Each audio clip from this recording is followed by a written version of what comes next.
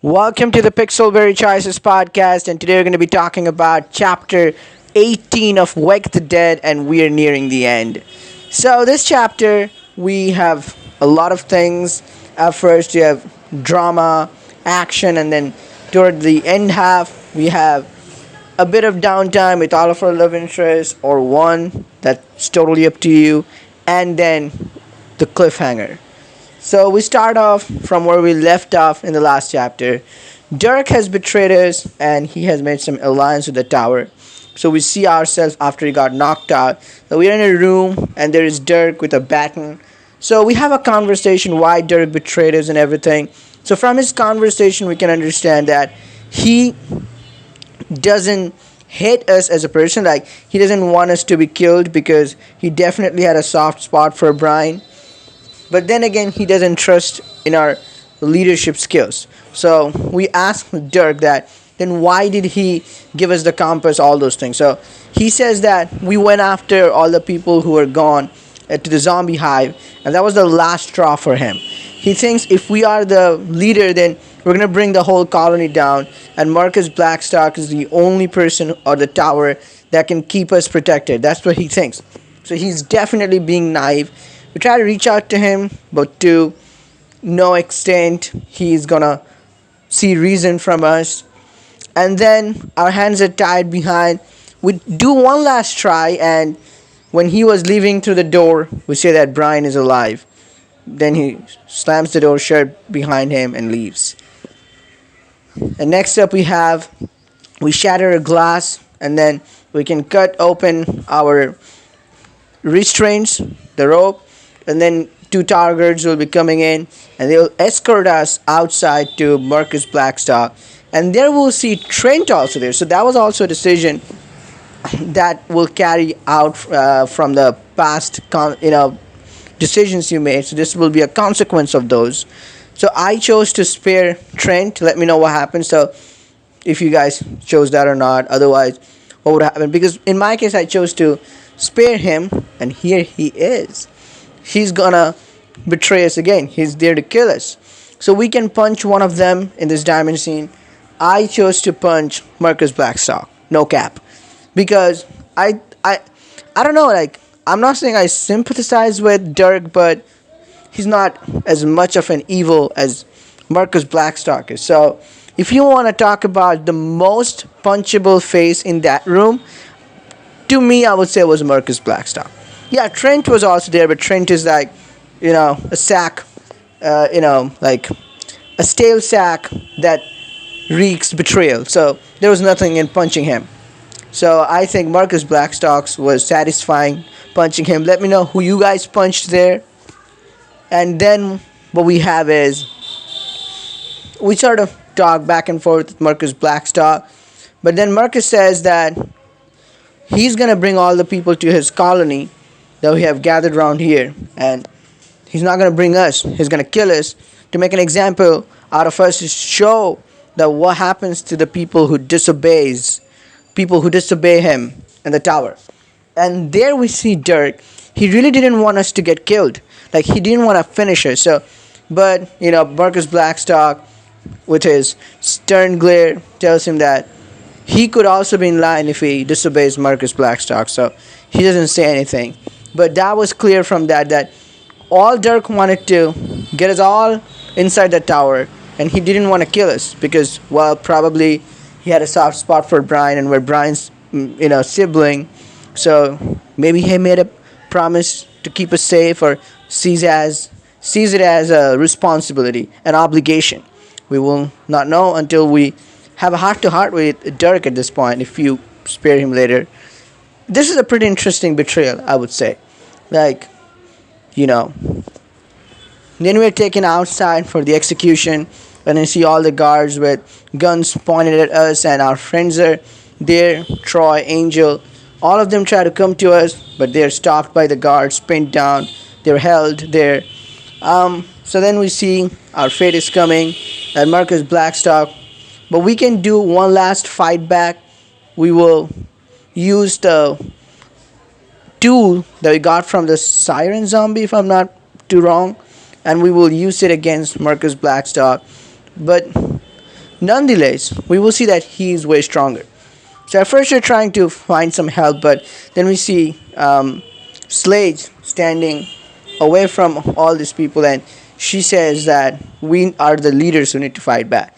We do that, but then Marcus also fights back, and he had us on chokehold, but then we can poke in his eyes and then get out of his grip, and we will see the gun. So we will fight for the gun, and we will almost lose it because the moment few moments ago we were losing our vision, everything was going blurry. So when we go to the gun, I think we were holding the handle and the barrel was in Marcus's hand, but then something happens and he gets hold of the whole gun. So he was about to shoot us, then somebody shoots Marcus, and we don't know who this somebody is. I thought it would be Dirk as a redemption arc, but no, it was not him. I think he's too cowardly for that. So who is it? Who shot Dirk? We don't know yet. Alright, I'm sorry, who shot Marcus? And then we can finish Marcus, we can shot him again, and that will be the first time we're killing someone, so that will definitely have an impact on us.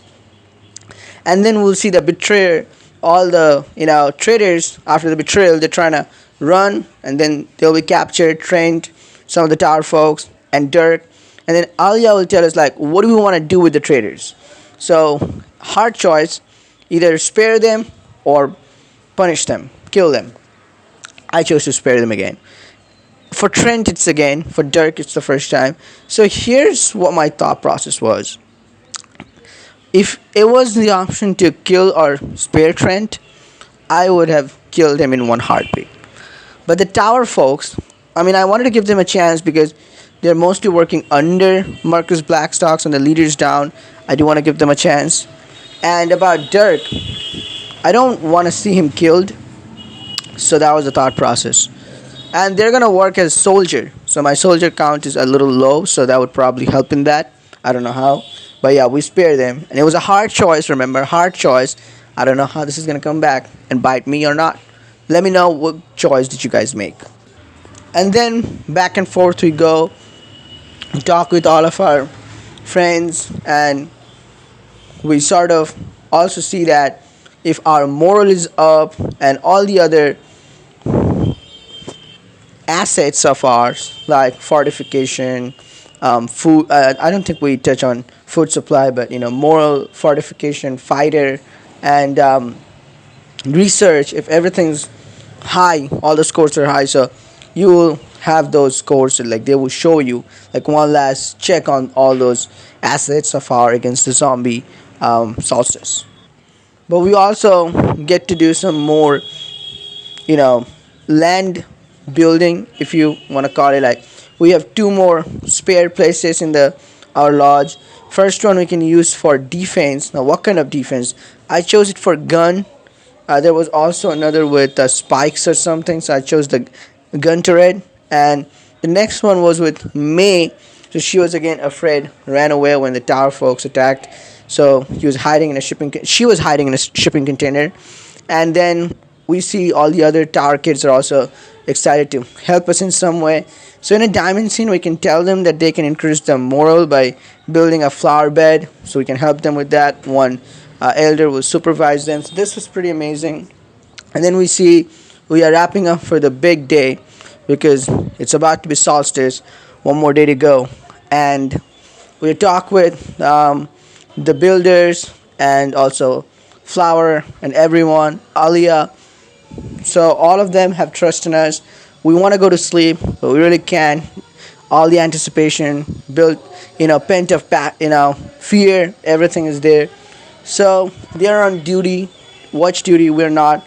So we go to sleep, but we can't quite. So we spend some time with our love interest. All of them, or just one. Choice is up to you. All the scenes are 30 diamonds. So I spend time. Let me tell you what happens with Ellie. We can talk about Ellie's past and ask him about one of the person in his life, either his mother, father, or brother. So I went with the mother. He will tell us that how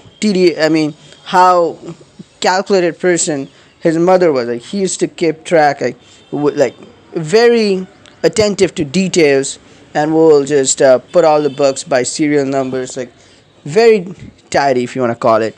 And then we can have a romantic scene with Ellie if you choose to, but we'll also can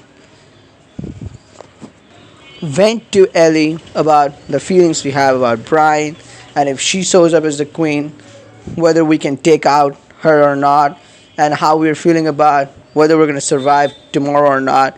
One could die here, all these things. And then with Troy, if you go, you talk about all the fun stuff with Troy, but also Troy's fears, like if he loses our main character. Because if he had that day when we flee, remember the day when we fled for a tower, he was afraid. Like if something had happened to us, we didn't answer to him, and he left us and fled from the tower. So he somewhere still regrets that, and he is totally protective of us, so we can console him and vice versa. Spend some time together with Troy and have a very nice scene with him also. And for Sledge, we ask, to be honest, Sledge a lot of questions because we say our views don't match. She clearly is too radical and looks out only for herself and her group, her family, what she calls. So why she came to the zombie hive to protect us? We could have been dead as well. So she says that, she was like us once. Like she used to trust people, but once she got betrayed, or twice to be honest. There was a group she helped, but when she sent her army to save them, they just fed those group to zombie to save themselves, and also attacked them after some time, after being pardoned by Sledge. So that's why Sledge doesn't believe in pardoning or just forgiving people, and also says that if you have again forgiven, if you have forgiven Trent and all the other Dirk and Tar people, she will say that it can as well come back to bite back us. And then we also have a very steamy moment with Sledge. Then you go to Angel, and the same concerns, how we're feeling, what's going to happen tomorrow. We're going to protect each other, we talk about all these fancy things, and find comfort in each other, and have a very nice scene with Angel there. And we really have a lot of fun. And we got to know that Angel's going to fight with her mask, the mask that she was wearing on the first day when we met her. And then we go to Shannon at the end, and we have some nice conversation. I would say, of all the scenes, I personally like Shannon's scene. Let me know, because the music was really interesting, and there's something about Shannon. I would say like it's very special, both Shannon and Troy. So we talk about Shannon's research and how again we're gonna protect each other no matter what happens. And we also talk about what we're gonna do in the post-apocalypse. In next after this whole surge solstice is over, when the zombie problem is over, where do we see each other? We can ask whether she wants babies or not. It's just really fun conversation, and then a very sensational, steamy moment with Angel, with Shannon, which I personally really liked. Let me know which scene was your favorite and which interaction was favorite. And again, something I really liked that they kept intimacy and getting to know someone, like general conversation, different. Like even if you choose to spend time 30 diamonds with someone, it's not completely about intimacy or steamy, but you have like a lot of conversations, like what you need to get your nerve back before a big fight. And then if you choose to, there's an additional hookup scene or additional steamy moment. But if you don't even choose the steamy moment, the things you get to know from them, the conversation you have, in the context of this, the 30 diamonds are worth it, even if you don't play the hookup scene. So that's something, as that's worth it. That's something I really like about how they're going about Wake the Dead diamond scenes. I think this should be the case in every single book. And then we sleep, and when we wake up, we see that the sirens are going off, and it's the zombie solstice time, and they have attacked us before time. So what will happen next? 2 chapters left. We will see. One thing though, the thing with Marcus Blackstock and how stuff happened earlier, it felt like it was rushed. So the highest could have been there for it to just, maybe there was a sequel, they just chopped it off, rushed it off, because no way as a main villain Marcus Blackstock could have died that easily, because that was no cap, but that was super rushed. That was rushed beyond measure. And then one last scene with all the characters. I think that's what really dragged the chapter on, carried the chapter, to be honest. So that's it. To recap the chapter, we found out that Dirk betrayed us, and then we can, in this dimension, punch one of the Marcus Blackstock, or one of the people who screwed us over, and then we can kill Marcus Blackstock will be shot, but we can also shoot him, and then we build the flower bed with May. We build the gun protection outside, and we also spent time with all of our love interests, and in that process we got to know them, with Angel, with Shannon, Troy, um, Ellie, and Sledge, all of them, and we have unique conversations with them. We boost our nerve up, and we really needed this boost up in our nerve before the solstice. So that's what happens here. Let me know in the comments your thoughts and opinions, your choices, how this chapter was, and I'll see you in the next video about Crimes of Passion and other books and a lot of stuff. So I'll see you. Until then, peace out.